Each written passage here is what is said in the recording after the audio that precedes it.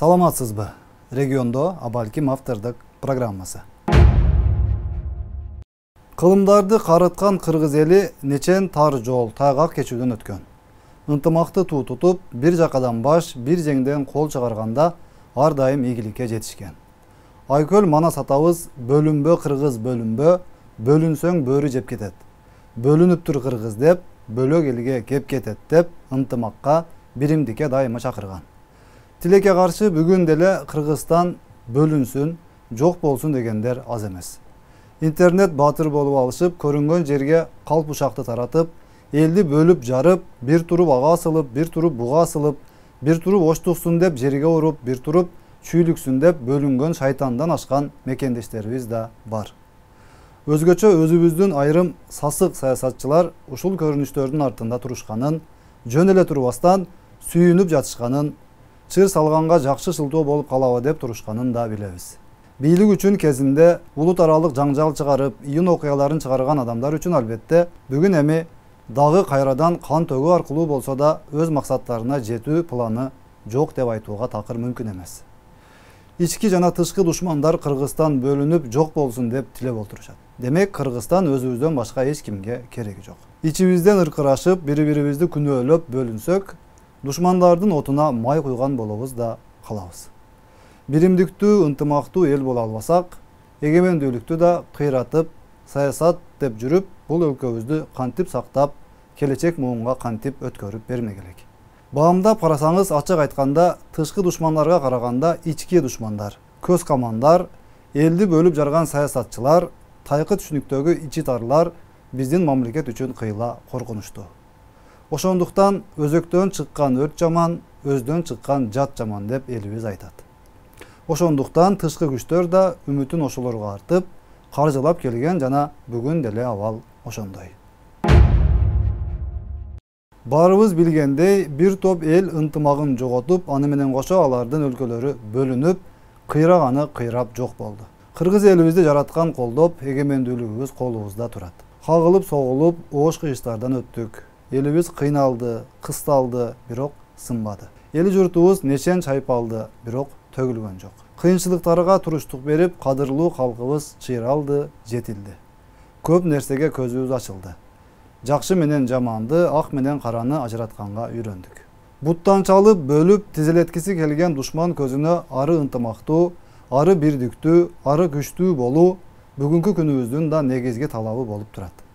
Интернет деген, соц тармак деген каражаттарды элибизди бөлүп жарууга, бири-бирине касташтырууга, ушак айың таратууга, бирөөлөрдү каралоого колдонуп, өздөрүнүн жеке кызыкчылыктары үчүн жалпы элибизди садага чаап салууга даяр турган саясатчылардын курмандыгы болуп калуудан Кудай өзү сактасын.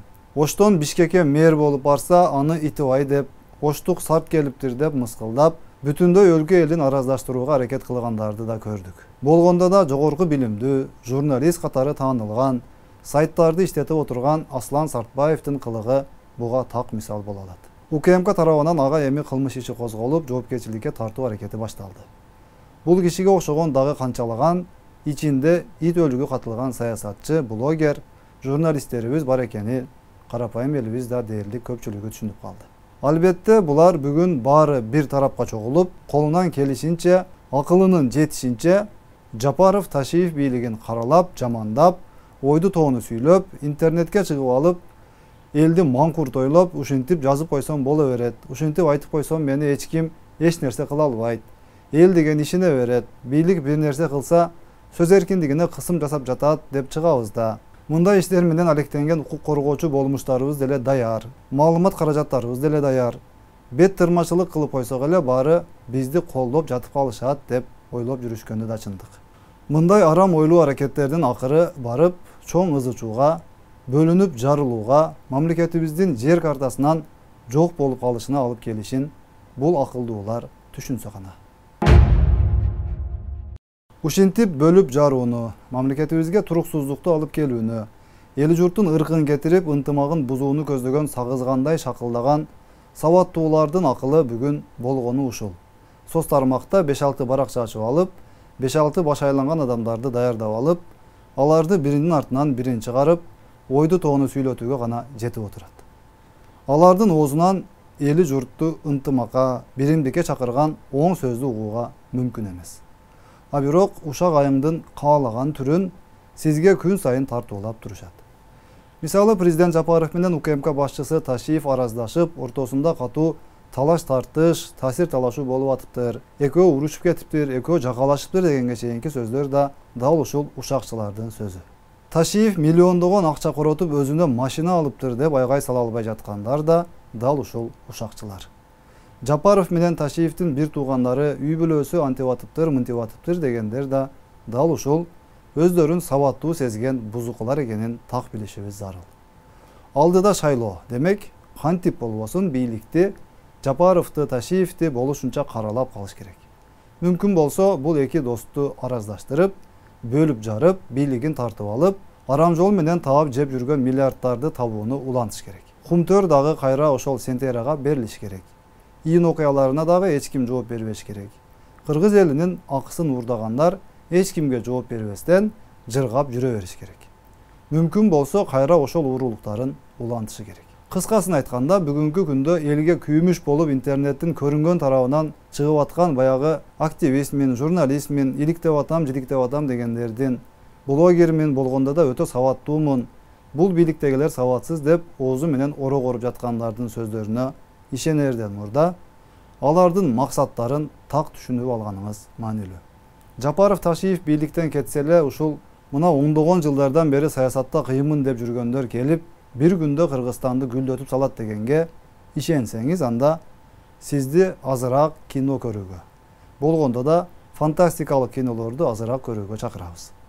Андай нерсе болбойт. Ал кинолордо же мультфильмдерде гана болушу мүмкүн.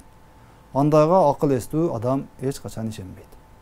Бул реалдуу жашоо. Демек, убакыт керек. Анткени мамлекетибиз 30 жылдан бери таланып, тонолуп, ээленип, казынасы илме тешик болуп, мамлекет эмес эле ууру keski Кудайдан жөө качкан касамкорлордун ишканасына айланып бүткөн.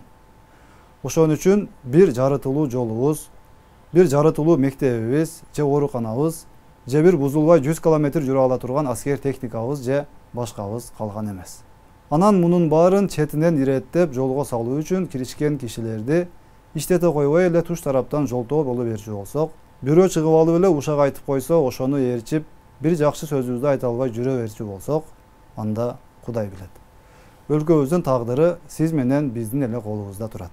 Бөлүнүп жарылып, бири Европага тартып, бири Кытайга тартып, бири Россияга тартып, алардын миллиарддарын алып ошолордун саясатын жүргүзүп, ошолордун камчысын чапкан саткындардын курмандыгы болуп калбашыбыз эң маанилүү эмеспи? Улуу эл, уңгулуу улут деген наамга татыктуу бололу. Башка улут өкүлдөрүн боорубузга тартып, элге эл, башка баш кошконду үйрөнөлү. Бирдиктүү Кыргызстан элинин өзөгү кыргыздар болуп, бардык улуттарды бириктирүүгө милдеттүү. Ошондо гана күчтүү, пейлигинен өнүккөн мамлекетке айланабыз. Саламатта калыңыз.